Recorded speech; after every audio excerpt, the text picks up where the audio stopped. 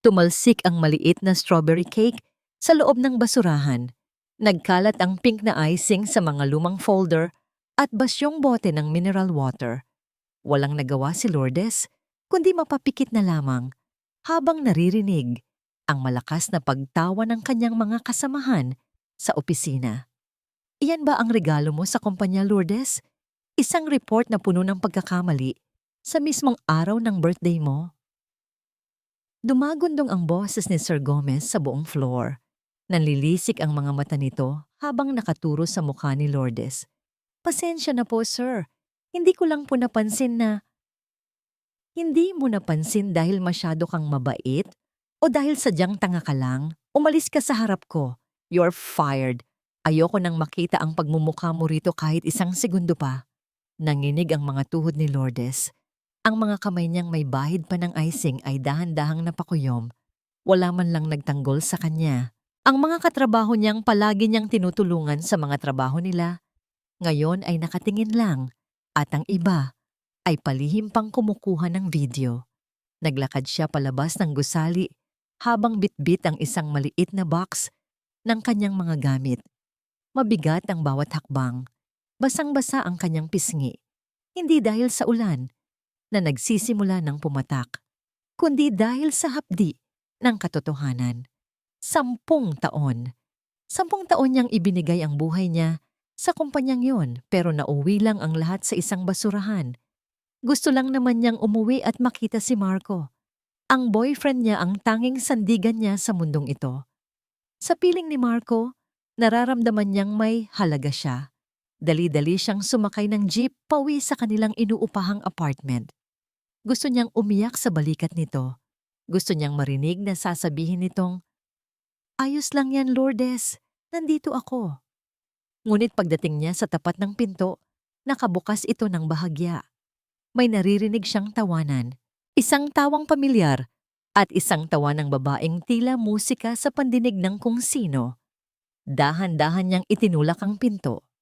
Doon, sa mismong sofa na binili niya, gamit ang kanyang unang bonus, nakita niya si Marco. Nakayakap ito sa isang babaeng naka-uniforme rin ng kumpanya nila, si Sarah, ang babaeng palaging nang aapi sa kanya sa opisina.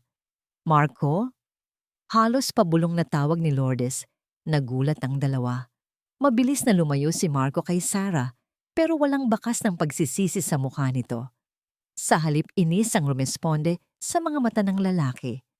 "Anong ginagawa mo rito? Bakit ang aga mo?" tanong ni Marco. "Birthday ko ngayon, Marco, at tinanggal ako sa trabaho." Nangihinang sagot ni Lourdes. Tumayo si Sarah at nag-cross arms. Isang mapait na ngiti ang sumilay sa mga labi nito. "Ay naku, Lourdes, pati ba naman sa pag-ibig kailangan mong maging loser? Hindi mo ba nahahalata? Ginagamit ka lang ni Marco para pambayad ng renta rito. Ngayong wala ka ng trabaho, anong silbi mo?" Tumingin si Lourdes kay Marco. Umaasang itatanggi nito ang sinabi ni Sarah. Pero umiwas lang ng tingin ang lalaki. "Umalis ka na, Lourdes. Sawa na ako sa pagiging kawawa mo. Nakakairita ang pagmumukha mong laging api. Magsama kayo ng kahirapan mo." Parang gumuho ang langit sa ulo ni Lourdes. Ang taong pinagkatiwalaan niya ng lahat, ang taong inalaya niya ng kanyang buong puso, ay siya ring dudurog sa kanya ng ganito. Tumakbo siya palabas. Hindi niya alam kung saan siya pupunta. Ang tanging alam niya lang ay kailangan niyang lumayo sa sakit na yon. Malakas na ang ulan. Malabo na ang kanyang paningin dahil sa pinaghalong luha at tubig ulan. Tumawid siya sa kalsada nang hindi tumitingin sa paligid. Isang malakas na busina ang bumasag sa katahimikan ng gabi. Nakita ni Lourdes ang 2 malaking ilaw na mabilis na papalapit sa kanya. Isang itim na mamahaling sasakyan. Wala siyang oras para umiwas. Isang malakas na kalabog ang narinig. Tumalsik ang katawan ni Lourdes sa semento. Ramdam niya ang init ng sariling dugo na humahalo sa malamig na ulan. Unti-unting nagdilim ang kanyang paningin. Sa gitna ng ingay ng paligid, naramdaman niya ang huling pintig ng kanyang puso na tila sumusuko na rin. "Ito na ba ang katapusan ko? Tanong niya sa sarili. Ang mamatay bilang isang talunan? Bigla, isang malamig at mekanikal na boses ang umalingaw-ngaw sa loob ng kanyang isipan. Isang boses na hindi galing sa tao, kundi parang mula sa isang makina. System initializing, analyzing host life, status, critical. Host's emotional despair level, 100%. Compatibility confirmed. Biglang tumigil ang mundo. Ang ulan na kanina ay mabilis na pumapatak ay tila huminto sa ere. Ang tunog ng mga sirena ay naglaho. Isang asul na screen ang lumutang sa harap ng kanyang naghihingalong mga mata. Gusto mo bang mabuhay at baguhin ang tadhana mo, Lourdes Navarro? Sino ka? Hirap na tanong ni Lourdes sa kanyang isip. Ako ang iyong failure reward system. Ang layunin ko ay bigyan ng kapangyarihan ang mga taong inabuso. Mission 1. Get officially fired from your company due to poor performance. Reward? 10,000 to pesos. Nanlaki ang mga mata ni Lourdes. 10 bilyon. Para lang sa pagiging walang kwenta sa trabaho? Tatanggapin mo ba ang hamon? O hahayaan mo na lang na mamatay ka rito sa gitna ng kalsada habang tinatawanan ng mga taong nanakit sa'yo? Isang imahe ni Sir Gomez na tinatapon ang kanyang cake ang pumasok sa isip niya. Ang imahe ni Marco at Sarah na magkayakap. Ang galit na matagal na niyang ibinaon ay biglang sumabog na parang bulkan. Tatanggapin ko, bulong niya. Tatanggapin ko lahat. Mission accepted, restoring host's vitality. Isang mainit na enerhiya ang dumaloy sa kanyang buong katawan. Ang mga sugat niya ay mabilis na naghilom.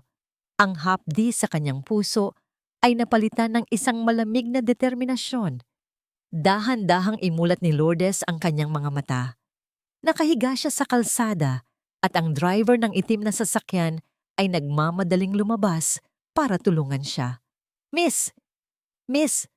Okay ka lang ba? Tumawag kayo ng ambulansya. Sigaw ng lalaki.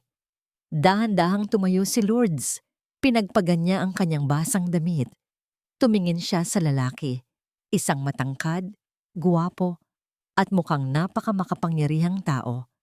Si Adrian Mercado, ang CEO ng kumpanyang kakasisanti lang sa kanya. Hindi ko kailangan ng ambulansya, malamig na sabi ni Lourdes habang nakatingin ng diretso sa mga mata ni Adrian. Pero nabangga kita. Kailangan nating pumunta sa ospital. Giit ni Adrian, bakas ang pag-aalala sa mukha nito. Tumingin si Lourdes sa asul na screen na tanging etche siya lang ang nakakakita. Mission progress, 0%. Go back to work and make sure they fire you again. Isang mapait na ngiti ang sumilay sa mga labi ni Lourdes. Sir Adrian, huwag niyo na akong dalhin sa ospital. Bukas ng umaga, magkita na lang tayo sa opisina niyo. May utang pa kayo sa akin. Hindi makapaniwala si Adrian sa narinig. Sino ang babaeng ito? At bakit ang mga mata niya ay parang punong-puno ng apoy at yelo sa parehong pagkakataon? Nagsimulang maglakad paalis si Lourdes. Iniwan ang CEO na nakatayo sa ilalim ng ulan. Ngayong gabi, namatay na ang lumang Lourdes Navarro at bukas, sisiguraduhin niyang magsisisi ang lahat ng taong tumapak sa kanya. Dahil sa bawat pagkakamaling gagawin niya, lalo siyang magiging makapangyarihan. Paggising ni Lourdes kinaumagahan, hindi niya naramdaman ang bigat ng katawan na karaniwan niyang nararanasan. Wala ang sakit sa kanyang mga binti. Wala ang hapdi ng mga galos mula sa semento kagabi. Tumingin siya sa salamin. Ang kanyang balat ay tila mas makinang at ang kanyang mga mata ay wala na ang bakas ng takot. Isang asul na screen ang biglang lumitaw sa hangin, tila isang anino na siya lang ang nakakakita. System active. Status, healthy. Current balance, 0 pesos. Objective, get officially fired for incompetence. Progress, Napangiti si Lourdes. Hindi pala panaginip ang lahat. Ang 10 bilyong piso ay totoo at kailangan niya lang maging walang kwentang empleyado para makuha ito. Dati, halos mamatay siya sa pagtatrabaho para lang hindi mapagalitan. Ngayon, gagawin niya ang lahat para mapalayas. Nagsuot siya ng isang matingkad na pulang dress na matagal nang nakatago sa kanyang cabinet. Masyadong maikli ito para sa opisina, pero wala na siyang pakialam. Naglagay siya ng pulang lipstick at itinaas ang kanyang noo. Pagpasok niya sa lobby ng kumpanya, tumigil ang mundo ng mga gwardiya at receptionist. Si Lourdes Navarro ba talaga ito? Ang babaeng laging nakayuko at mukhang pagod sa buhay? Lourdes? Akala ko ba sibak ka na? Bulong ng isang dating kasamahan habang sumasabay sa kanya sa elevator. Hindi siya sumagot. Ngumiti lang siya nang matamis at uminom ng kape na kinuha niya mula sa pantry nang walang paalam. Pagdating niya sa kanyang table, nakita niyang nakabukas na ang kanyang mga gamit. Nakatayo roon si Sarah, ang babaeng umagaw kay Marco. Anong ginagawa mo rito, Lourdes? Hindi mo ba narinig si Sir Gomez kahapon? Layas na raw, di ba? Pang-uuyam ni Sarah habang nakataas ang kilay. Tiningnan ni Lourdes si Sarah mula ulo hanggang paa. O Sarah, maaga ka yata? Akala ko ba pagod ka sa overtime niyo ni Marco kagabi? Nagbulungan ang mga tao sa paligid. Namula ang mukha ni Sarah sa galit. Huwag mo akong idaan sa ganyan, Lourdes. Wala ka ng trabaho rito. Actually, Sarah, tiningnan ko ang portal ng HR bago ako pumasok. Hindi pa napoprocess ang termination ko, kaya technically, empleyado pa rin ako. Eksaktong lumabas si Sir Gomez mula sa kanyang opisina. Nang makita niya si Lourdes, halos pumutok ang ugat sa kanyang leeg. Navarro, anong ginagawa mo rito? Sabi ko fired ka na.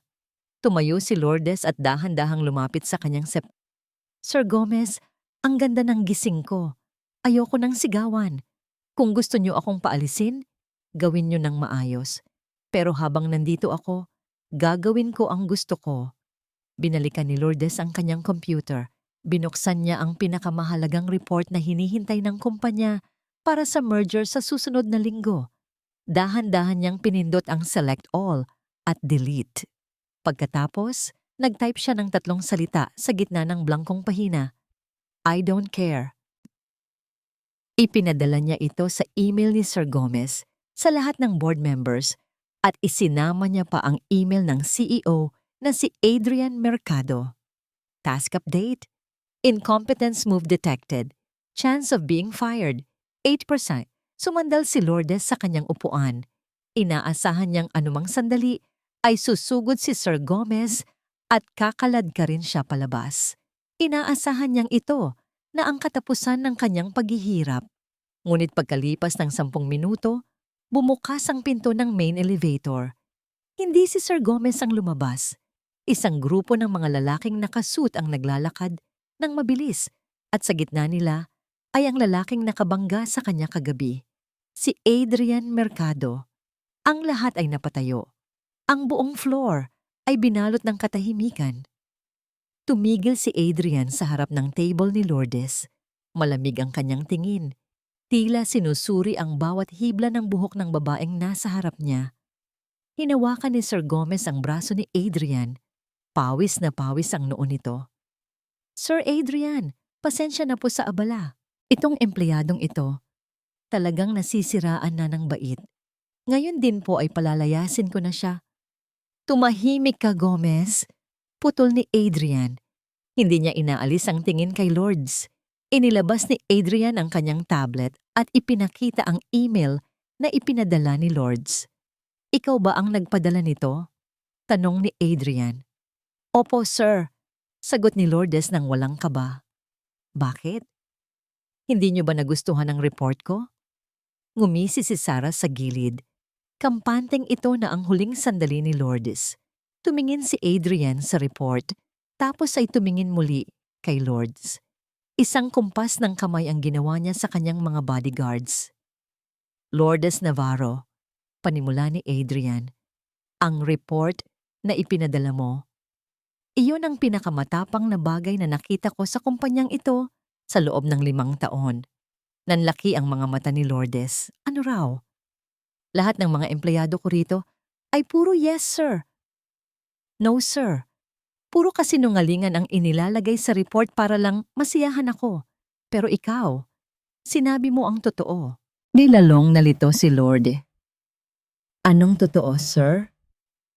Ang proyektong ito ay basura. Seryosong sabi ni Adrian.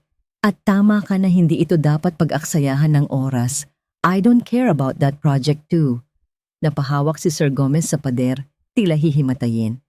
Dahil sa katapatan mo, hindi ka fired, patuloy ni Adrian.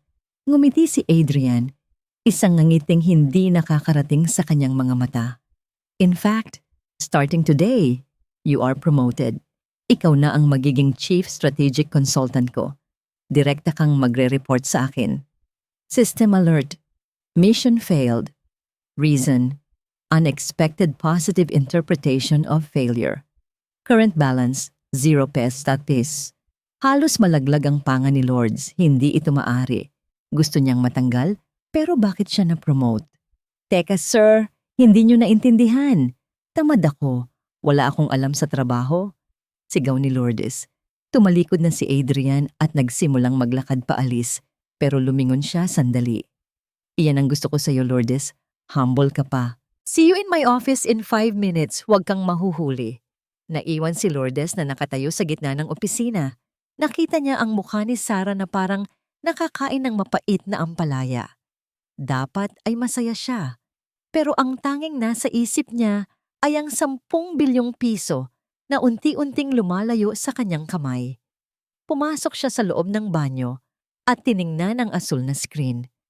Anong klaseng sistema ito? Bakit mas mahirap matanggal kaysa maging manager? Biglang tumunog ang kanyang cellphone. Isang text mula kay Marco. Lourdes, narinig ko ang balita. Chief consultant ka na. Pwede ba tayong mag-usap? Nagkamali lang ako kagabi. Mahal pa rin kita. Napakuyom ang kamay ni Lourdes. Alam niyang pera at posisyon lang ang habol ng lalaking ito. Isang bagong misyon ang lumitaw sa screen. New mission. Insult a VIP client in the upcoming gala dinner. Reward, 2 billion pesos. Sige, bulong ni Lourdes sa sarili. Kung hindi sapat ang maging tamad, magiging halimaw ako. Sa loob ng marangyang opisina ni Adrian Mercado, tila hindi mapakali si Lourdes. Nakaupo siya sa isang mamahaling leather chair habang pinaglalaruan ng isang mamahaling ballpen na kinuha niya sa mesa ng CEO nang walang paalam. Inaasahan niyang sesermonan siya nito, pero kabaligtaran ang nangyari. Nakatayo si Adrian sa harap ng malaking bintana, nakatingin sa malawak na tanawin ng Makati skyline. Bakit mo ginagawa ito, Lourdes? Tanong ni Adrian nang hindi lumingon. Ang alin po, sir? Ang maging walang kwentang empleyado? Sagot ni Lourdes habang pilit na nag-iingay gamit ang ballpen. Humaharap si Adrian. May kakaibang kislap sa kanyang mga mata. Hindi galit, kundi kuryosidad. Lahat ng tao sa paligid ko, laging sumasang-ayon sa akin. Pero ikaw, parang wala kang pakialam kung mawalan ka ng trabaho. Sinabihan mo pa ang board of directors na basura ang proyekto nila. Kasi basura naman talaga, sir. At kung gusto niyo akong i-fire dahil doon, please, gawin niyo na ngayon. Niyo na. Lumapit si Adrian sa kanya. Masyadong malapit. Amoy na amoy ni Lourdes ang bango ng kanyang mamahaling perfume. Isang amoy na tila nagsasabing kapangyarihan. Hindi kita itatama, Lourdes. Sa halip gagamitin kita. May mahalagang gala dinner mamaya, kasama si Don Ramon. Siya ang pinakamalaking investor na kailangan ng kumpanyang ito. Gusto kong sumama ka sa akin. Nanlaki ang mga mata ni Lourdes. Ito na ang pagkakataon niya. Ang asul na screen sa kanyang paningin ay biglang nag-blink. Mission, insult Don Ramon publicly. Reward, 2,000 pound pesos. Sige sir, sasama ako. Pero huwag niyo akong sisisihin sa mangyayari. I like your confidence. Tipid na sagot ni Adrian. Bago ang party, dinala ni Adrian si Lourdes sa isang sikat na butika ng mga designer gown. Pinilit siyang magsuot ng isang itim na silk dress na tila hapit na hapit sa kanyang hubog. Nang lumabas si Lourdes mula sa fitting room, napatigil si Adrian sa pagbabasa ng kanyang mga papeles. Dahan-dahan itong tumayo. May problema ba, sir? Masyado bang pangit?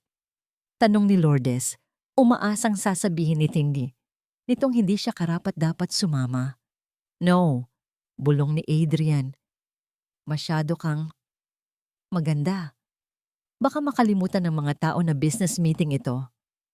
Umiwas ng tingin si Lourdes. Naramdaman niya ang bahagyang pag-init ng kanyang mga pisngi. Kilig ba ito? Tanong niya sa sarili. Hindi. Pera ang kailangan ko, hindi pag-ibig. Dumating ang gabi ng gala dinner sa isang 5-star hotel. Ang paligid ay puno ng mga taong nakasuot ng alahas na mas mahal pa sa buhay ng isang karaniwang tao. Sa gitna ng bulwagan, nakatayo si Don Ramon, isang matandang lalaki na may malaking tiyan at mayabang na tawa. Napapalibutan siya ng mga tauhan na tila mga asong sumusunod sa bawat utos niya. Adrian, my boy!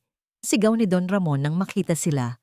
At sino itong napakagandang dilag na kasama mo? Mukhang hindi siya basta-bastang assistant lang. Hinawakan ni Adrian ang bewang ni Lourdes. Siya si Lourdes Navarro, ang aking Chief Strategic Consultant. Tiningnan ni Don Ramon si Lourdes nang may mali siya mula ulo hanggang paa. Strategic Consultant? O baka naman Entertainment Consultant?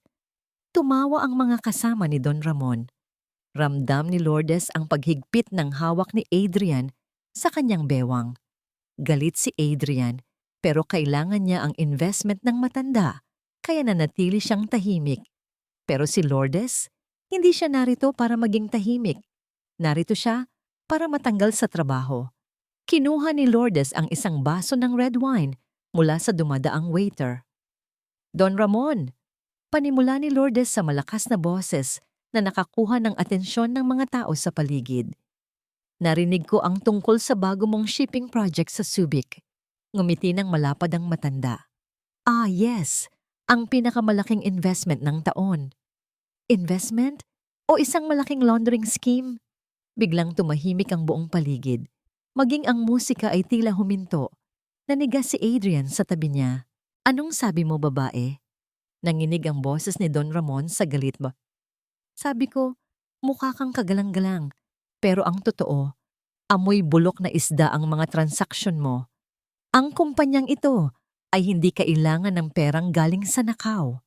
At sa totoo lang, ang suot mong wig ay tabingi. Masyadong halata, Don Ramon.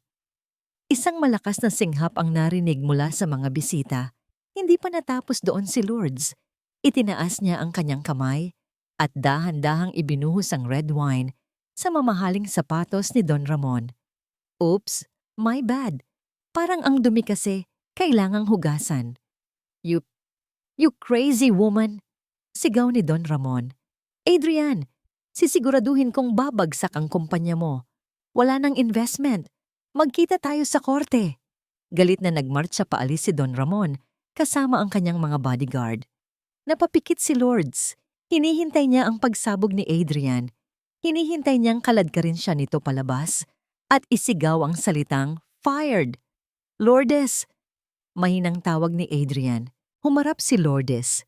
Nakahanda na ang kanyang muka para sa sampal o mura.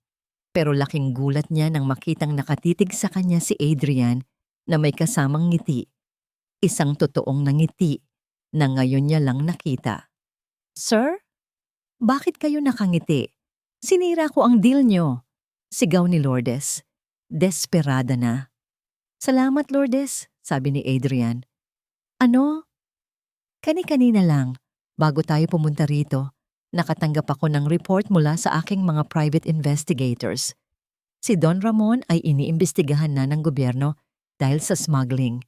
Kung tinanggap ko ang investment niya ngayon, madadamay ang Mercado Group sa pagbagsak niya. Kinuha ni Adrian ang cellphone niya at ipinakita ang isang news alert. Don Ramon's hidden accounts frozen by authorities.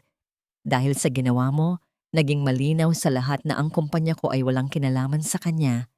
Inunahan mo ang balita. Iniligtas mo kami sa isang malaking scandal. System alert. Mission failed. Reason. Heroic intervention detected. Status, not fired. Current balance, 0 pesos. Gusto nang maglupasay ni Lourdes sa sahig. Bakit ba tuwing sinusubukan niyang maging masama, lagi siyang nagiging bayani? Lourdes, seryosong sabi ni Adrian habang hinahawakan ang kanyang mga kamay. Hindi ko alam kung paano mo nalaman ang tungkol sa wig niya at sa mga iligal na gawain niya. Pero isa kang genius. Mula ngayon, hindi lang kita consultant. Ikaw ang aking lucky charm. Sa di kalayuan, nakita ni Lourdes si Marco na nakatingin sa kanila. Nanlilisik ang mga mata ng kanyang ex-boyfriend dahil sa selos at inggit. Isang bagong notification ang lumitaw sa asul na screen. Urgent mission. Marco is planning to steal a confidential file tonight. Let him steal it to cause a 10 billion pesos loss to the company. Reward? 10,000 pesos. Tumingin si Lourdes kay Adrian, pagkatapos ay kay Marco. Okay, bulong ni Lourdes. This time, wala nang makakapigil sa akin. Magiging bilyonaryo na ako. Pagbalik sa opisina kinabukasan, hindi maalis sa isip ni Lourdes ang mukha ni Adrian nung gabing iyon. Ang paraan ng pagtingin nito sa kanya, na tila ba siya ang pinakamahalagang tao sa loob ng silid, ay nagbibigay sa kanya ng kakaibang kaba. Ngunit agad siyang natauhan nang lumitaw ang asul na screen sa kanyang harap habang nagtitimpla siya ng kape sa pantry. Reminder, Marco is approaching. Current objective, reject and humiliate Marco for his betrayal. Reward, 500,000 pesos. 500 milyon, bulong ni Lourdes. Kahit hindi pa ito ang 10 bilyon, 10 bilyon, sapat na ito para makapagsimula ako ng bagong buhay. Narinig niya ang mahihinang yabag sa likuran niya. Isang pamilyar na amoy ng mumurahing cologne ang pumasok sa kanyang ilong. Hindi na niya kailangang lumingon para malaman kung sino ito. Lourdes? Ang boses ni Marco ay malambot, puno ng pagkukunwari na tila ba siya ang biktima sa kanilang relasyon. Humarap si Lourdes. Nakita niyang may dala itong isang pompon ng mga lantang bulaklak at may lungkot sa mga mata na dati-rati ay nakakapagpalambot sa kanyang puso. Anong ginagawa mo rito, Marco? Bawal ang mga hindi empleyado sa floor na ito. Malamig na sabi ni Lourdes. Lourdes, please, makinig ka muna. Hindi ako nakatulog kagabi. Nagkamali ako, aaminin ko. Si Sarah, siya ang nanggulo sa akin. Tinukso niya ako dahil alam niyang mahal na mahal kita at gusto niyang sirain tayo. Lumapit pa ito ng bahagya. Akmang hahawakan ng kamay ni Lourdes pero mabilis siyang umiwas. Mahal? Marco, nakita ko kayo sa sofa natin. Nakita ko kung paano mo ako itaboy na parang aso noong gabing nawalan ako ng trabaho. At ngayon, dahil alam mong naging chief consultant ako, bigla kang nagkaroon ng amnesia? Hindi sa ganoon, Lourdes. Akala ko hindi na tayo magkakasundo. Pero nang makita kita sa gala dinner kagabi, napakaganda mo. Doon ko na-realize na ikaw lang talaga ang babaeng para sa akin. Isang mapait na tawa ang kumawala sa mga labi ni Lourdes. Naramdaman niya ang pag-init ng kanyang mga mata, hindi dahil sa pagmamahal, kundi dahil sa matinding galit na matagal na niyang kinikimkim. System notification, humiliation count starting. Do it now. Tumingin si Lourdes ng diretso sa mga mata ni Marco. Inagaw niya ang mga bulaklak mula sa kamay nito. Alam mo ba kung ano ang tingin ko sa iyo ngayon, Marco? Ano, mahal ko? Tanong ni Marco na may pag-asa sa boses. Dahan-dahang binaligtad ni Lourdes ang pumpon ng bulaklak at itinapon ito sa loob ng basurahan sa tabi ng sink. Pagkatapos, kinuha niya ang kanyang mainit na kape at ibinuhos ito sa puting polo shirt ni Marco. Aray! Lourdes! Ano ba? Sigaw ni Marco habang pilit na pinapagpagan ang kanyang damit. Ang tingin ko sa iyo ay gaya ng kaping ito. Maingay, nakakapaso, pero sa huli, dumilang na kailangang labhan o itapon. Marco, hindi ka nagkamali. Pinili mo ang ambisyon mo kaysa sa akin. Kaya huwag kang umarte na parang asong ligaw na naghahanap ng amo dahil lang nagugutom ka. Nagulat ang mga empleyadong palihim na nakikinig sa paligid. Si Marco, na dati ay laging nakakataas kay Lourdes, ay mukhang basang sisiw ngayon. Lourdes, sumusobra ka na. Sino ka ba sa akala mo? Dahil lang ba nakuha mo ang atensyon ni Adrian Mercado, akala mo ay reyna ka na? Anggil ni Marco, lumalabas na ang tunay na kulay. Hindi ko kailangang maging reyna para makita kung gaano kakababa, Marco. Guard! Tawag ni Lourdes sa security na nasa pinto. Pakilabas ang basurang ito. Nakakadumi ng paligid. Habang pilit na kinakaladkad si Marco palabas, nagpupumiglas ito at sumisigaw. Magsisisi ka, Lourdes. Akala mo ba totoo ang pagtrato sa'yo ni Adrian? Ginagamit ka lang niya. Kapag nakuha na niya ang gusto niya, itatapon ka rin niya gaya ng ginawa ko. Nang mawala na si Marco, napahawak si Lourdes sa counter. Nanginig ang kanyang mga kamay. Sa kabila ng tagumpay, may bahagi ng kanyang puso na sumasakit pa rin. Biglang may mainit na kamay na pumatong sa kanyang balikat. Ayos ka lang ba? Si Adrian. Kanina pa pala ito nakatayo sa likuran. Pinapanood ang buong eksena. Sir Adrian, pasensya na po sa gulo. Personal na bagay lang po ito. Paghingi ng paumanhin ni Lourdes habang pinupunasan ng isang butil ng luha na pumatak sa kanyang pisngi. Hindi sumagot si Adrian. Sa halip, hinila niya si Lourdes at niyakap ng mahigpit. Isang yakap na tila nagsasabing, ligtas siya. Huwag mong hayaang saktan kanya ulit. Bulong ni Adrian. At huwag kang maniniwala sa sinabi niya. Hindi kita ginagamit, Lourdes. Sa totoo lang, ako ang natatakot na baka ako ang hindi mo kailangan. Napatigil ang tibok ng puso ni Lourdes. Ang yakap ni Adrian ay masarap sa pakiramdam. Masyadong masarap para sa isang taong ang misyon ay ang mabigo. System update. Mission accomplished. Bastino. 500,000 pesos has been transferred to your secret account. Nagblink ang screen pero sa pagkakataong ito, parang may mali. New warning, Marco is not alone. He is meeting Sarah and the board of directors rival group in 30 minutes. Warning, a trap is being set for Adrian Mercado. Kumalas si Lourdes sa yakap ni Adrian. Tiningnan niya ang mukha ng lalaking unti-unting nagpapatibok sa kanyang puso. Kung hahayaan niyang mabagsak si Adrian, makukuha niya ang 10 bilyon. Iyon ang plano, di ba? Iyon ang dahilan kung bakit siya bumalik. Pero habang nakikita ang katapatan sa mga mata ni Adrian, naramdaman ni Lourdes ang isang matinding takot na hindi niya pa naramdaman noon.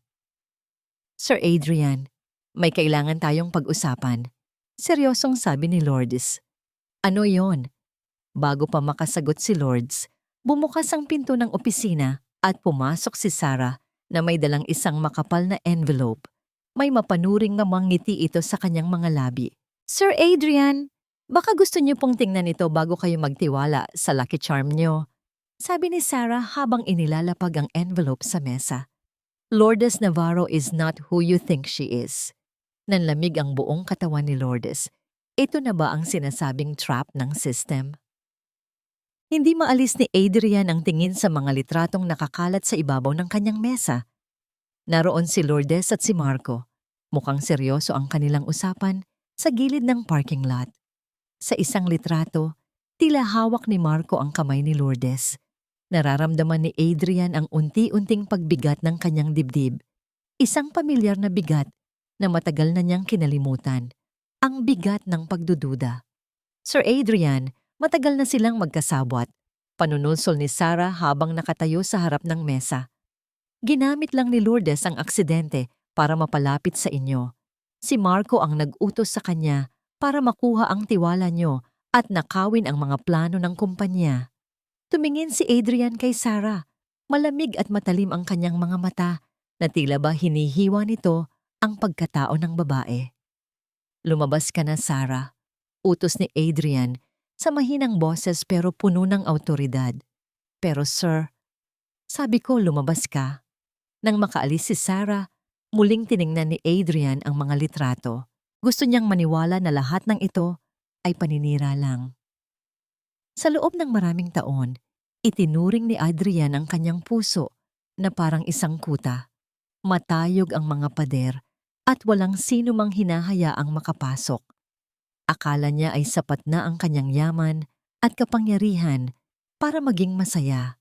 Pero nang dumating si Lourdes, tila gumuho ang lahat ng kuta niya.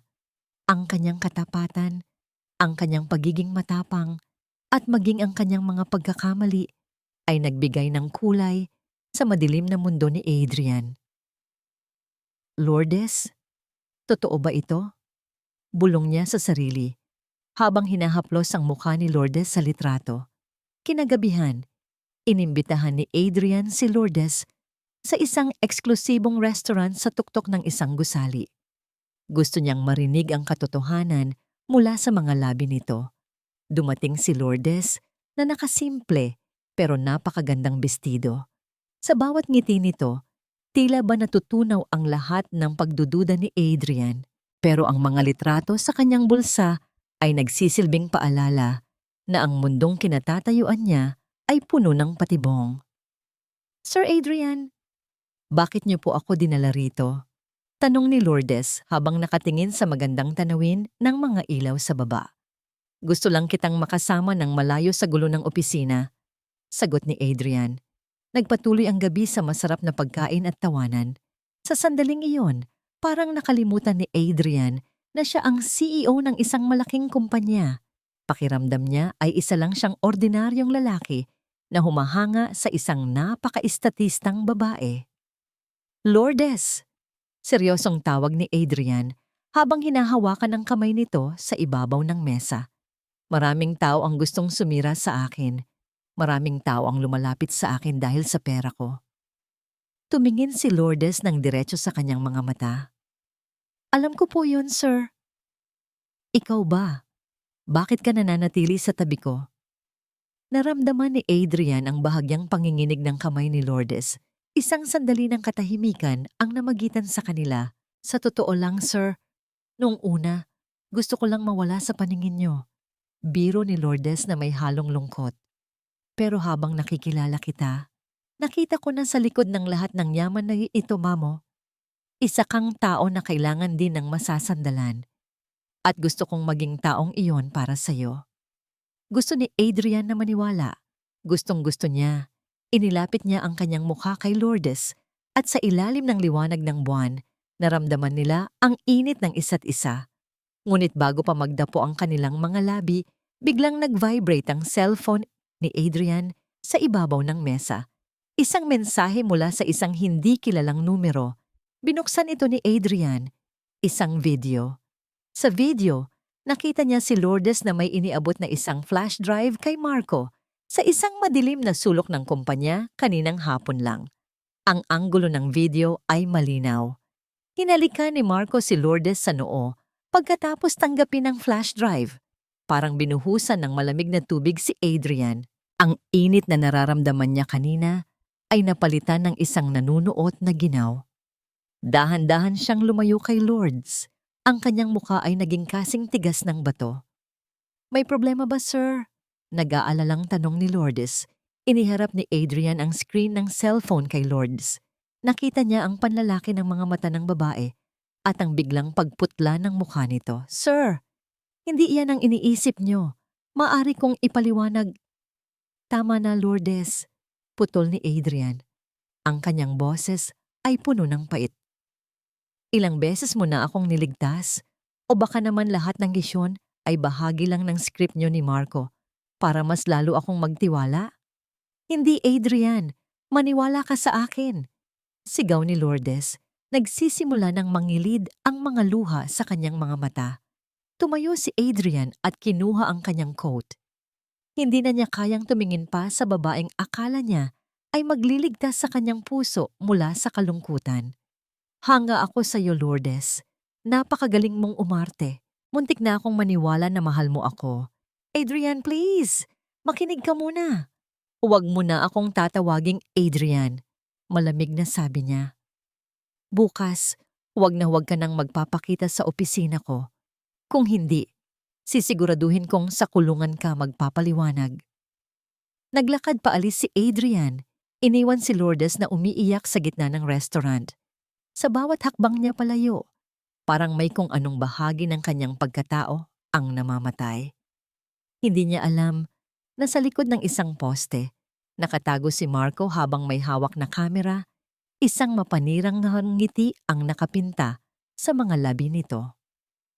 Tumayo si Lourdes sa gitna ng malakas na ulan sa labas ng restaurant. Basang-basa ang kanyang bestido at ang kanyang mga pangarap.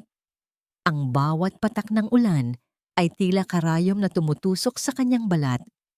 Pero wala nang masasakit pa sa tingin na ibinigay sa kanya ni Adrian kanina. Isang tingin na puno ng pagkamuhi at pagkabigo. Biglang umilaw ang asul na screen sa gitna ng kadiliman. Mission alert. The board of directors has called for an emergency meeting. Condition: if you admit to stealing the files and get officially terminated, the 10 billion pesos reward will be unlocked. Do you want to take the fall? Napatawa ng mapait si Lourdes. 10 bilyon. Iyon ang hiniling niya, di ba? Iyon ang dahilan kung bakit siya pumasok sa larong ito. Pero bakit pakiramdam niya ay ninanakawan siya ng mas mahalagang bagay? Isang itim na kotse ang huminto sa harap niya. Bumaba ang bintana at lumabas ang mukha ni Marco na may nakakalokong ngiti. Sakay na Lourdes. Masyado nang malamig dito. Wala nang lakas si Lourdes para makipagtalo. Sumakay siya. Kailangan niyang malaman kung hanggang saan ang kasamaan ng lalaking ito. Ang galing ng timing ko, di ba? Ani Marco habang nagmamaneho. Yung video na nakita ni Adrian, edited yun. Pero sapat na para itaboy ka niya. At yung flash drive na binigay mo sa akin na puno ng virus, huwag kang mag-alala. Pinalitan ko na, yun ang totoong confidential files bago pa makarating sa akin. Nanigas si Lourdes. Paano mo nakuha ang totoong files? May mga kaibigan ako sa loob, Lourdes. Mga taong galit din kay Adrian. Pero alam mo, may mas malaking sikreto akong alam. Lumingon si Marcos sa kanya. Ang mga mata nito ay puno ng lason. Alam mo ba kung bakit namatay ang tatay mo sa hirap? Dahil tinanggal siya ng tatay ni Adrian sa kumpanyang ito 10 taon na ang nakakaraan. Pinagnakawan nila ang pamilya mo, Lourdes. At ngayon, ginagawa mo rin ang ginawa ng tatay mo, ang maging sunod-sunuran sa mga merkado. Parang gumuho ang mundo ni Lourdes. Ang kanyang ama, ang kumpanyang ito ang pumatay sa pag-asa ng kanyang pamilya. Kaya heto ang deal, patuloy ni Marco. Mamaya sa board meeting, aminin mo na ikaw ang nagnakaw. Sisiguraduhin kong makakaalis ka ng malinis. At ang kapalit, hahayaan mo akong ubusin ng Mercado Group. Hustisya ito para sa tatay mo, Lourdes. Hindi nakapagsalita si Lourdes. Ang galit para sa pamilya at ang sakit ng pag-ibig ay naghahalo sa kanyang dibdib. Pagdating sa kumpanya, dinala siya sa boardroom. Naroon ang lahat ng mga directors. At sa dulo ng mahabang mesa, nakaupo si Adrian. Hindi tumitingin si Adrian sa kanya. Ang mga kamay nito ay nakakuyom sa ibabaw ng mesa. Lourdes Navarro, panimula ng isa sa mga matatandang direktor. Inaakusahan ka ng pagnanakaw ng trade secrets at pakikipagsabuatan sa ating kakumpetensya. May ebidensya kami. Ano ang masasabi mo? Tumingin si Lourdes kay Adrian. Gusto niyang sumigaw. Gusto niyang sabihing si Marco ang may gawa ng lahat. Pero nakita niya ang flash drive sa kamay ni Marco na nakatayo sa likuran ng mga direktor. Ang flash drive na naglalaman ng mga dokumentong maaaring magpabagsak kay Adrian ng tuluyan kung hindi siya susunod. At ang system, ang asul na screen ay nag-aabang. Final warning, admit the guilt to receive 10,000 buwin na 1,000 pesos. This is your chance for revenge. Huminga ng malalim si Lourdes. Pumikit siya at naalala ang mukha ng kanyang ama na namatay na may luha sa mga mata. Naalala niya ang lahat ng pang-aapi na naranasan niya. Dahan-dahan niyang imulat ang kanyang mga mata at tumingin ng diretso kay Adrian. Opo, malinaw na sabi ni Lourdes. Ako ang kumuha ng mga files. Ginawa ko yon dahil gusto kong makita ang pagbagsak ng kumpanyang ito. Narinig ni Lourdes ang malakas na pagsuntok ni Adrian sa mesa. Tumayo si Adrian. Ang kanyang mga mata ay nangingilid ang luha sa galit at pait. Umalis ka, bulong ni Adrian. Ang boses niya ay nanginginig.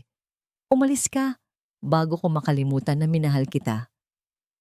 Fired ka na, Lourdes Navarro, sigaw ng board director.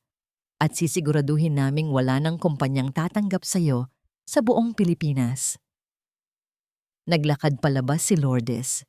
Hindi siya lumingon. Bawat hakbang niya ay parang pagpunit sa kanyang sariling puso. Nang makalabas siya sa elevator, naramdaman niya ang pag-vibrate ng kanyang utak.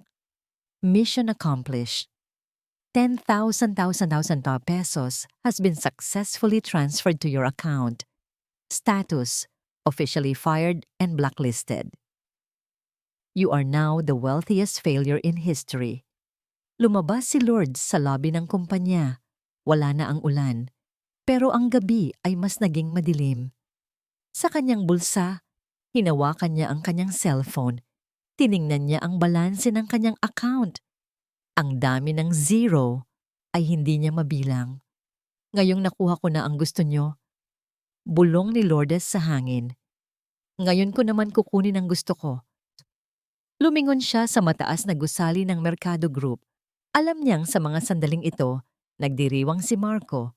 Pero hindi niya alam na ang 10 bilyong piso na hawak ni Lourdes ay hindi para sa pagtakas. Ito ay para sa isang digmaan na siya mismo ang tatapos. Ang bawat pitik ng segundo sa orasan ng maliit na apartment ni Lourdes ay tila ba tunog ng isang mabigat na martilyo na nagpapaguho sa kanyang katahimikan. Nakaupo siya sa gilid ng kama, hawak ang kanyang lumang cellphone. Sa screen, nakabukas ang kanyang mobile banking app. Ang bilang ng mga zero ay tila ba sumasayaw sa kanyang paningin. 10 bilyon. Isang halagang hindi niya kayang ubusin sa buong buhay niya. Isang halagang sapat para mabili ang lahat ng luhong pinangarap niya noon. Pero bakit pakiramdam niya ay siya ang pinakamahirap na tao sa mundo? Itong pera na ito, bulong niya habang nanginginig ang kanyang mga labi. Ito ba ang presyo ng dangal ko? Ito ba ang presyo ni Adrian? Pinunasan niya ang mga luhang hindi tumitigil sa pag-agos. Naalala niya ang galit sa mga mata ni Adrian. Naalala niya ang sakit ng bawat salitang binitawan nito bago siya pinalaya sa boardroom. Parang naririnig pa rin niya ang boses nito na nagsasabing, "Umalis ka bago ko makalimutan na minahal kita." Biglang umilaw ang asul na screen sa gitna ng silid. System task completed. Status: you have attained everything you lost in a different form. Do you feel the power, Lords? Power! Sigaw ni Lourdes sa kawalan. Anong klaseng kapangyarihan ito? Winasak ko ang taong nagparamdam sa akin na may halaga ako. Winasak ko ang kumpanyang binuo niya. Hindi mo winasak ang lahat, Lords. Iniligtas mo ang kumpanya mula sa mas malalang krisis. Kung hindi mo tinanggap ang paratang, nakuha na ni Marco ang kabuuan ng database sa mga sandaling ito. Napatigil si Lourdes. Ang system ay tila may alam na hindi niya nakikita. Gamitin mo ang kapangyarihang ibinigay ko sa iyo. Huwag kang tumingin sa likod. Tumingin ka sa hinaharap. Binuksan ni Lourdes ang kanyang laptop. Agad na bumulaga sa kanya ang mga balita sa social media at news sites. Mercado Group stocks plunge after insider theft scandal. CEO Adrian Mercado faces possible bankruptcy. Marco Singson appointed as interim strategic advisor by rival firm. Napakuyom ang kamay ni Lourdes. Alam niya ang laro ni Marco. Pinabagsak nito ang presyo ng stocks ng Mercado Group para mabili ito ng mura ng kumpanyang kinabibilangan nito ngayon. Gusto nilang lamunin ng buo ang lahat ng pinaghirapan ni Adrian. Hindi ko hahayaang mangyari iyon Determinadong sabi ni Lourdes. Tumayo siya at lumapit sa salamin. Wala na ang babaeng api. Wala na ang babaeng umiiyak dahil lang sa isang lalaki. Ang nakikita niya ngayon ay isang babaeng may 10 bilyong piso at isang misyon na hindi matatawaran. Tinawagan niya ang isang numerong matagal na niyang itinatago. Isang tanyag na investment lawyer na kilala sa paghawak ng mga sikretong transaksyon ng mga bilyonaryo. Hello, Attorney Valdez. Ako si Lourdes Navarro. Sino? Pasensya na, miss, pero wala akong kilalang... Tingnan mo ang email mo ngayon din. Putol ni Lourdes. Nagpadala ako ng proof of funds. Gusto kong bumili ng stocks. Ngayon din, lahat ng stocks na ibinebenta ng mga takot na investors ng Mercado Group, bilhin mo. Lahat, ma'am? Gulat na tanong ng abogado sa kabilang linya. Lahat. Huwag kang mag-iwan kahit 1%. At gawin mo ito sa ilalim ng isang anonymous shell company. Pangalanan mo itong LN Legacy. Sa loob ng sumunod na 2 araw, hindi natulog si Lourdes. Habang ang buong mundo ay tinitira ang kanyang pagkatao sa balita, abala siya sa pagpapatakbo ng kanyang mga plano mula sa dilim. Nalaman niya rin mula sa system ang isang mahalagang impormasyon. Ang mga ebidensyang hawak ni Marco laban sa kanyang tatay ay peke. Ang totoo, ang tatay ni Adrian ay biktima rin ng panloloko ng mga taong nakapaligid dito noon. Ginamit lang ni Marco ang galit ni Lourdes para maging kasangkapan siya.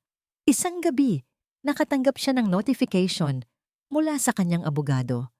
Ma'am Lourdes, tapos na ang transaksyon. Hawak na natin ang 51% ng Mercado Group.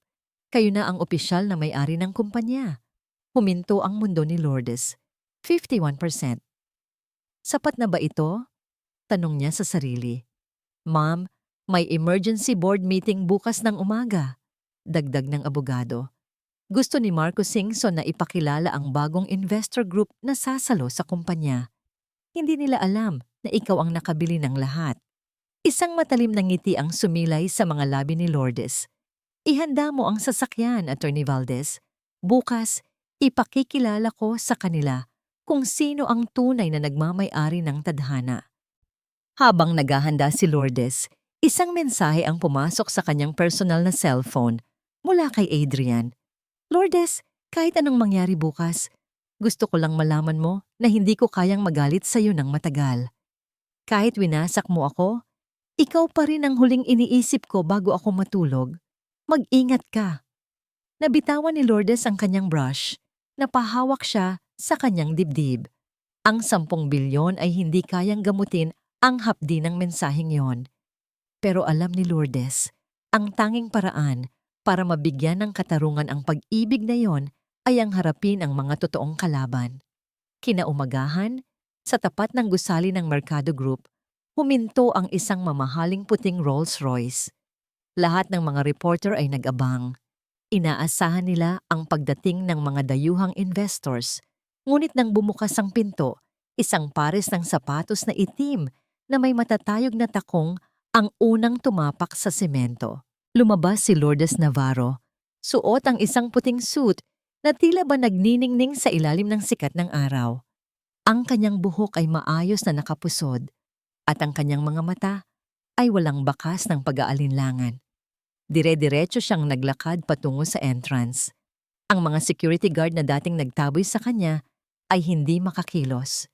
Hindi nila alam kung pipigilan ba nila ang babaeng mukhang pag-aari, ang buong kalsadang kinatatayuan nila.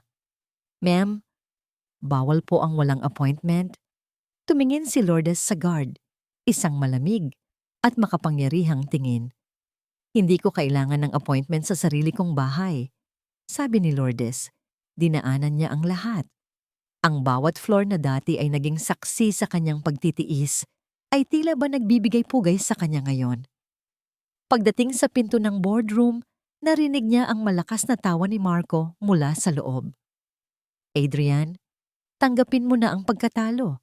Wala ka ng kumpanya, wala ka ng career, at higit sa lahat, wala na ang babaeng akala mo ay mahal mo.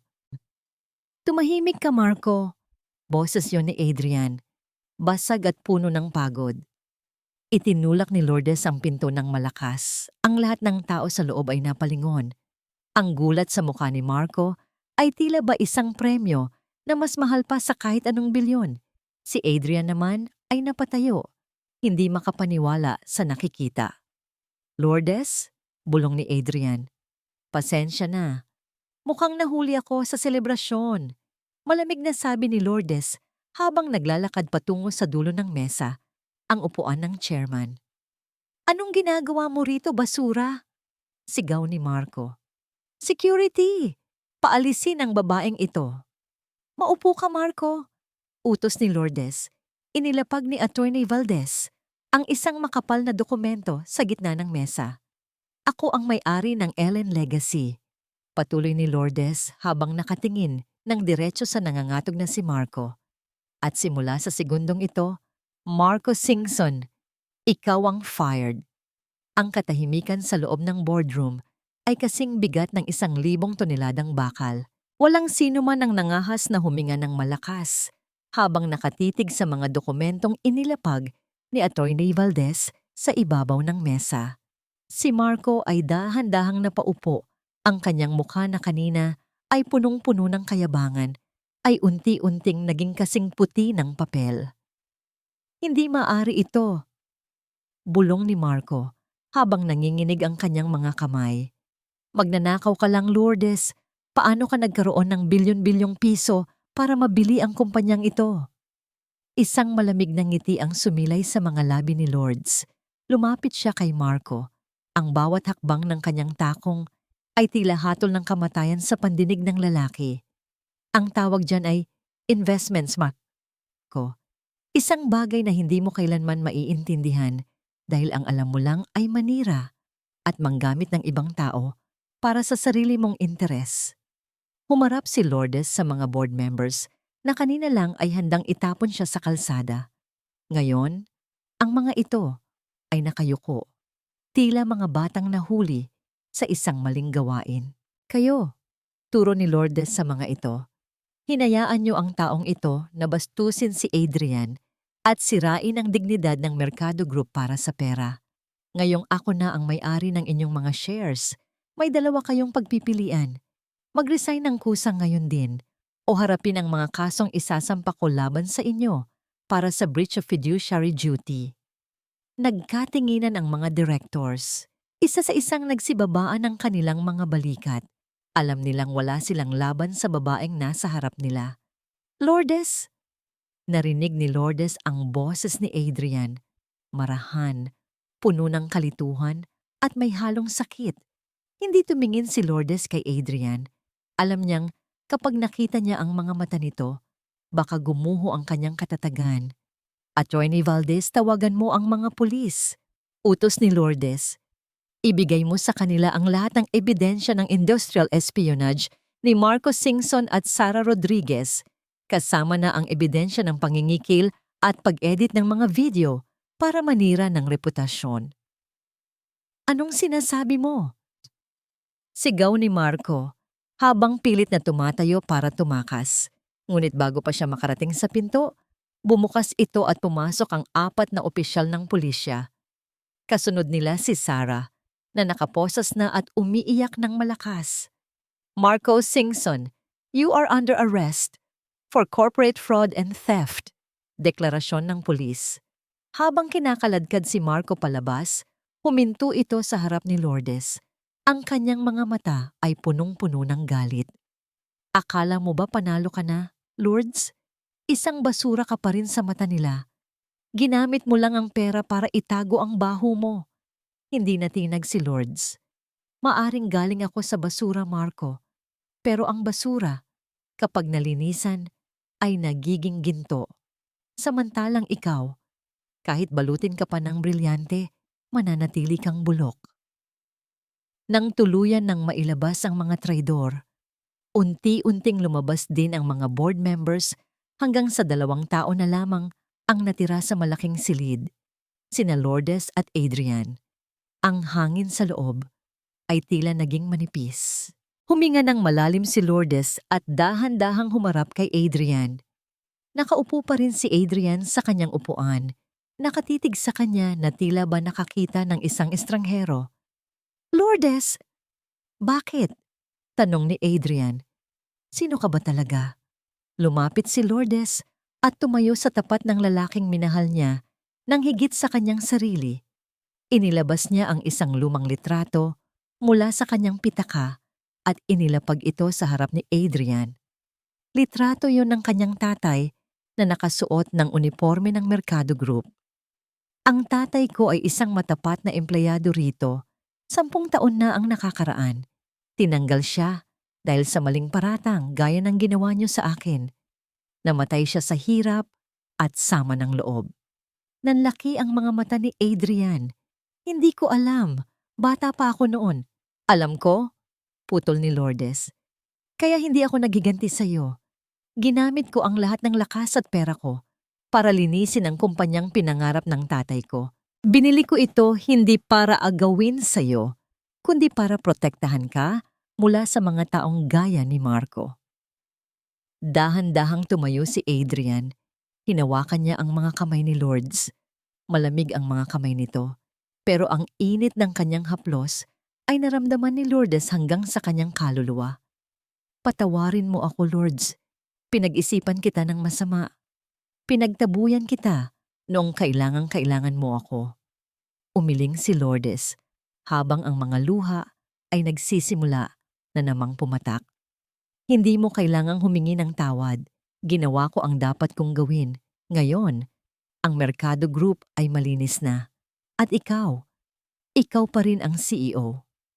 Pero ikaw ang may-ari, sabi ni Adrian. Sa papel lang iyon, Adrian. Pero ang puso ng kumpanyang ito, nasa iyo. Tumalikod si Lourdes para umalis. Pero mabilis siyang hinila ni Adrian at niyakap ng mahigpit mula sa likuran. Huwag ka nga alis, bulong ni Adrian sa kanyang leeg. Wala akong pakialam sa kumpanya. Wala akong pakialam sa bilyon-bilyon mo. Gusto ko lang ang babaeng nakilala ko noong gabing umuulan. Ang babaeng nagtapon ng report na basura para lang gisingin ako. Napahikbi si Lourdes. Ang 10 bilyong piso na ibinigay ng system ay naging tulay para makuha niya ang katarungan. Pero sa bisig ni Adrian, naramdaman niya ang isang bagay na hindi kailanman mabibili ng pera, ang kapayapaan. Ngunit sa gitna ng kanilang yakap, biglang tumunog ang cellphone ni Lourdes. Isang notification mula sa asul na screen na akala niya ay tapos na ang misyon. Warning, the system has one final secret to reveal about your father's death. Do you want to know who really signed the termination letter 10 years ago? Nanigas si Lourdes. Ang kanyang puso ay tila tumigil sa pagtibok. Dahan-dahan siyang kumalas sa yakap ni Adrian at tumingin sa asul na screen na tanging siya lang ang nakakakita. May mas malalim pa palang sikreto na pwedeng sumira sa lahat ng binuo niya sa loob ng isang saglit. Nakatitig ako sa kanya, pero pakiramdam ko ay isang estranghero ang nasa harap ko. Lourdes, ang babaeng dati ay hindi makatingin sa akin ng diretso. Ang babaeng laging nakayuko at tila humihingi ng paumanhin sa mundo dahil lamang sa kanyang pag-iral. Ngayon, siya na ang nakatayo sa dulo ng boardroom table. Siya na ang may-ari ng bawat pader, bawat lamesa, at bawat pangarap na binuo ko sa kumpanyang ito. Hindi ko alam kung ano ang dapat kong maramdaman. Dapat ba akong magalit dahil niloko niya ako? O dapat ba akong magpasalamat dahil sa gitna ng lahat ng paninira ni Marco, siya ang naging kalasag ko? Nakita ko ang pag-alis ng mga pulis habang kinalakaladkad ang nagpupumiglas na si Marco. Ang bawat sigaw ng lalaking iyon ay tila musika sa pandinig ko. Pero nang makita ko ang panginginig ng mga balikat ni Lourdes, alam kong hindi ito tagumpay para sa kanya. Ito ay isang madugong labanan na iniwan siyang pagod at sugatan. Lumapit ako sa kanya ng dahan-dahan. Gusto ko siyang hawakan pero natatakot ako. Natatakot ako na baka sa isang dampi ko lang ay tuluyan na siyang maglaho o kaya naman ay itaboy niya ako gaya ng pagtataboy ko sa kanya noon. Lourdes, tawag ko sa kanyang pangalan. Ang boses ko ay halos pabulong na lang, puno ng pagsisisi na hindi ko kayang bigkasin lahat. Humarap siya sa akin. Ang kanyang mga mata ay nagniningning sa luha, pero may kakaibang dilim doon na hindi ko maipaliwanag. Tila may nakikita siya na hindi ko nakikita. Tila may kausap siya sa hangin. Adrian, tugon niya. Isang salita lang, pero parang 1,000 kutsilyo ang bumaon sa dibdib ko. Patawarin mo ako, sabi ko, habang hinahawakan ang kanyang mga kamay. Malamig ang mga ito, kasing lamig ng semento sa labas pagkatapos ng ulan. Naging bulag ako. Pinaniwalaan ko ang mga kasinungalingan ni Marco dahil natatakot akong muling magtiwala. Pero sa kabila ng lahat ng ginawa ko, bakit mo pa rin ako iniligtas? Tumingin siya sa akin ng matagal. Sa sandaling iyon, naramdaman ko ang lahat ng sakit na pinagdaanan niya sa ilalim ng pamamahala ko at sa kamay ng mga taong nangapi sa kanya. Iniligtas ko ang kumpanya dahil ito ang buhay ng tatay ko, Adrian. Panimula niya, ang boses niya ay malumanay pero matibay. At iniligtas kita dahil ikaw ang unang taong nagparamdam sa akin na may halaga ang boses ko. Kahit pa sa huli ay hindi mo ako pinakinggan. Gusto kong lumuhod sa harap niya. Gusto kong ibigay ang lahat ng meron ako para lamang mabura ang sakit na idinulot ko.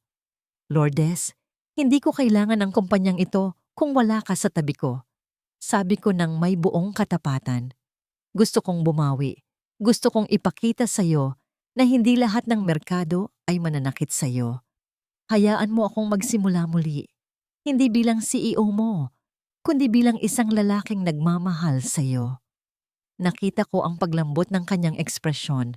Akmang sasagot na siya. Akmang hahakbang na siya patungo sa akin nang bigla siyang mapahawak sa kanyang ulo. Nanlaki ang kanyang mga mata at tila nawalan siya ng balanse. Lourdes, anong nangyayari? Mabilis ko siyang sinalo bago pa siya tuluyang bumagsak. Ang pirma, bulong niya. Ang pirma sa sulat. Anong pirma? Anong sinasabi mo? Tanong ko habang kinakabahan. Inilabas niya ang kanyang cellphone at may tinitigan doon na tila ba isang multo. Ang kanyang paghinga ay bumilis at ang kanyang mukha na kanina ay maputla ay lalong nawalan ng kulay. Attorney Valdez, tawag ni Lourdes sa kanyang abogado na nag-aayos ng gamit sa gilid. Dalhin mo sa akin ang orihinal na termination file ng tatay ko mula sa archives. Ngayon din. Ma'am, nasa warehouse pa po yun sa Cavite. I don't care. Ipadala mo sa pamamagitan ng pinakamabilis na courier. Ngayon din. Sigaw ni Lourdes. Tumingin siya muli sa akin.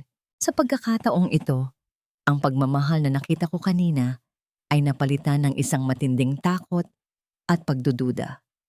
Adrian, sabihin mo ang totoo, sabi niya habang nanginginig ang boses. Sino ang humawak ng mga records ng kumpanya noong mamatay ang tatay mo? Sino ang may access sa pirma ng pamilya niyo? Ang lolo ko at ang dati naming chief legal officer, sagot ko. Nalilito sa takbo ng usapan.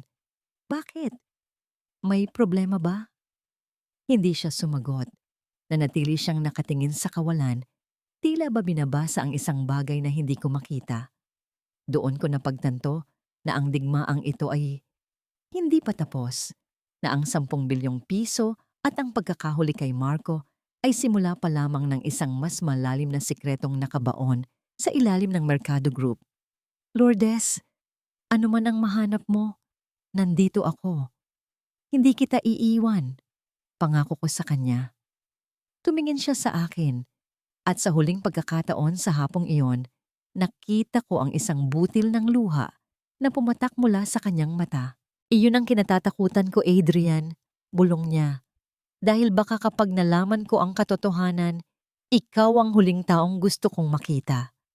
Iniwan niya ako sa gitna ng boardroom, bit-bit ang isang sikretong tila ba nakatakdang sumira sa aming dalawa. Ang kumpanyang pinaglaban namin, ang pag-ibig na kapwa naming inakalang totoo ay nakasalalay ngayon sa isang dokumentong 10 taon nang nangangalawang sa dilim. Huminga ako ng malalim at tumingin sa labas ng bintana. Ang langit ay muling nagdidilim, tila nagbabadya ng isa pang malakas na bagyo.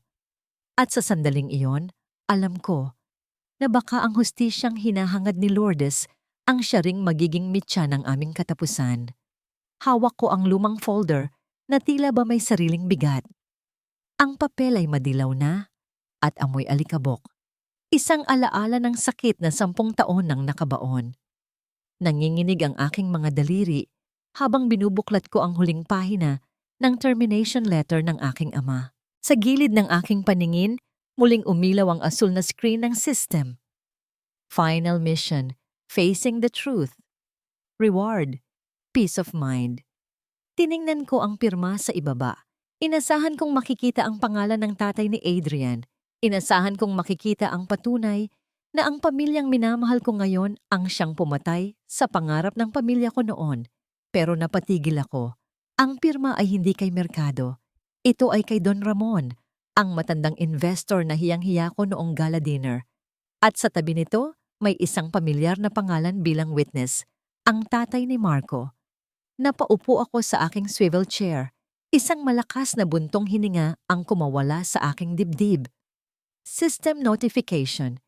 Your father was not a failure, Lourdes. He was a whistleblower.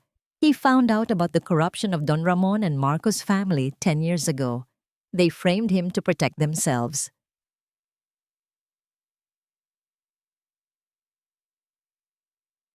The Mercado family was also deceived. Your father's boss back then tried to save him, but he was overpowered by the board. Isang malaking tinik ang tila nabunot sa aking puso. Ang galit na matagal kong inalagaan ay biglang natunaw, pinalitan ng isang matinding ginhawa. Hindi mamamatay tao ang pamilya ni Adrian. Ang kumpanyang ito, sa kabila ng lahat ng dumi, ay binuo rin sa ilalim ng mga kasinungalingan ng ibang tao. Lourdes? Narinig ko ang pagbukas ng pinto. Pumasok si Adrian, bakas ang pag-aalala at puyat sa kanyang mga mata. Nahanap mo na ba ang hinahanap mo? Tanong niya habang dahan-dahang lumalapit. Ipinakita ko sa kanya ang dokumento. Binasa niya ito nang mabilis at nakita ko ang pagluwag ng kanyang kamao. Patawarin mo kami, Lourdes. Bulong ni Adrian habang lumuluha. Kung mas naging matapang lang ang pamilya ko noon, hindi sana nagdusa ang tatay mo. Umiling ako at tumayo. Hinawakan ko ang kanyang mukha. Ang mukhang dati ay kinatatakutan ko, pero ngayon ay nagsisilbing tahanan ko. Wala kang kasalanan, Adrian. At wala na ring kasalanan ang tatay ko. Ngayong alam na natin ang totoo, maaari na tayong magsimula ng walang bitbit na galit.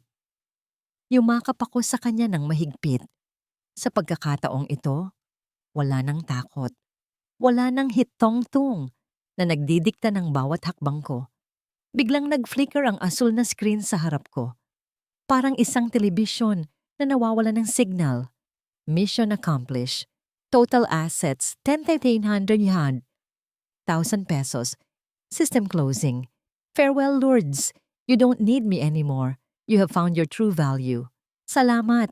Bulong ko sa hangin. Isang huling liwanag ang lumitaw bago ito tuluyang naglaho. At sa paglaho nito, naramdaman ko ang pagbabalik ng katahimikan sa aking isipan. Ang 10 bilyong piso ay nasa bangko ko pa rin. Pero ang tunay na kayamanan ay ang kalayaang maging ako. Lumipas ang 6 na buwan. Ang Mercado Group ay hindi na lamang basta kumpanya ng konstruksyon. Ito na ang nangungunang kumpanya na nagbibigay ng pagkakataon sa mga maliliit na empleyado. Binago ko ang sistema. Tinanggal ko ang mga mapangaping sep gaya ni Sir Gomez, ang mga empleyadong gaya ko noon, ang mga tahimik, ang mga masisipag pero hindi napapansin. Sila na ngayon ang bida. Si Sarah at Marco, balita ko ay nahatulan na sila ng ilang taong pagkakakulong dahil sa dami ng kasong isinampa ko. Hindi ko na sila inisip pa. Ang paghihiganti ay hindi kailangang maging marahas. Sapat na ang makita nilang masaya at matagumpay ang taong binalak nilang sirain. Nandito ako ngayon sa rooftop ng aming gusali, nakatingin sa paglubog ng araw. Lumapit si Adrian sa akin at iniabot ang isang tasa ng kape. Isang tasa ng kape na hindi ko na kailangang ipangabala o ipang-insulto. Anong iniisip ng aking chairman? Biro ni Adrian habang inaakbayan ako. Iniisip ko lang kung gaano kalayo ang narating ko mula sa pagiging api sa opisina na yon. Sagot ko habang nakasandal sa kanyang balikat. Hindi ka lang basta nakarating dito, Lourdes. Ikaw ang gumawa ng sarili mong daan. Ngumiti ako. Tumingin ako sa refleksyon ko sa salamin ng pinto ng rooftop. Hindi na ako ang Lourdes Navarro na takot magsalita. Hindi na ako ang babaeng umaasa sa swerte o sa isang mahiwagang sistema. Ako si Lourdes Navarro, isang babaeng dumaan sa apoy, nadapa sa putik, pero piniling tumayo ng mas matatag. Minsan, ang tadhana ay hindi ibinibigay ang gusto natin para parusahan tayo. Ibinibigay ito para gisingin ang lakas na matagal na nating itinago. At sa huli, ang pinakamalaking reward na nakuha ko ay hindi ang 10 bilyon, kundi ang matutunang mahalin ang sarili ko, higit sa kahit anong halaga sa mundo. Ipinikit ko ang aking mga mata habang dinaramdam ang hangin. Ang kwento ng aking pagkatalo ay tapos na. Ngayon, nagsisimula na ang kwento ng aking tagumpay. Isang tagumpay na ako mismo ang sumulat gamit ang sarili kong mga kamay. At dito nagtatapos ang makulay at puno ng aral na kwento ng pag-ibig at pagbangon ni Lourdes at Adrian. Mga minamahal kong tagapakinig, mula sa kaibuturan ng aking puso, maraming salamat sa inyong pagsubaybay at pananatili sa bawat kabanata ng buhay ni Lourdes. Isang malaking karangalan para sa akin ang makasama kayo sa paglalakbay na ito. Mula sa mga sandaling lugmok siya sa hirap at pang-aapi, hanggang sa muli niyang pagtayo ng may dangal at tunay na kapangyarihan. Habang isinusulat ko ang kwentong ito, madalas ko ring maramdaman ang bigat na dala ng ating bida. Naisip ko ilan nga ba sa atin ang nakaranas na maliitin, baliwalain, o ituring na walang halaga sa gitna ng mundong mapanghusga? Ang 10 bilyong piso sa kwentong ito ay isang simbolo lamang ng mga oportunidad na dumarating sa atin. Ngunit ang tunay na mensaheng nais kong iwan ay ito. Ang pinakamalaking kayamanan ay ang sandaling matutunan nating mahalin ang ating sarili at manindigan para sa ating sariling halaga.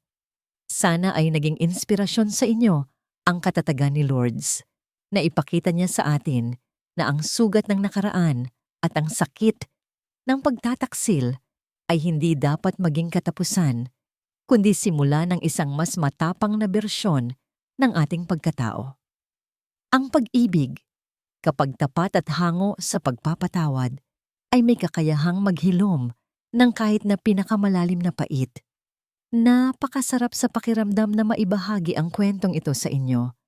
Bawat salita at bawat damdamin ay inilalaan ko upang magbigay ng pag-asa at paalala na sa likod ng bawat ulan ay may nag-aabang na bagong simula. Hindi tayo kailangang maghiganti sa mga taong sumira sa atin. Sapat na ang magtagumpay tayo at ipakita na hindi nila kayang ubusin ang kabutihan sa ating mga puso. Bago tayo tuluyang magpaalam sa kwentong ito, nais ko sanang marinig ang inyong mga saloobin. Anong bahagi ng buhay ni Lourdes ang pinakanantig sa inyong damdamin? Mayroon din ba kayong kwento ng pagbangon na nais ninyong ibahagi? Huwag po kayong mahiyang iwanan ang inyong mga mensahe sa ating comment section. Dahil ang inyong mga karanasan at tinig ay mahalaga sa bawat isa sa atin. Muli, maraming salamat sa inyong walang sawang suporta. Hanggang sa muli nating pagkikita sa susunod na kwento na magpapatibok ng inyong mga puso at magbibigay ng liwanag sa inyong mga araw. Mag-ingat po kayong lahat at laging tandaan na kayo ang may-ari ng inyong sariling tadhana. Pagpalain kayo ng may kapal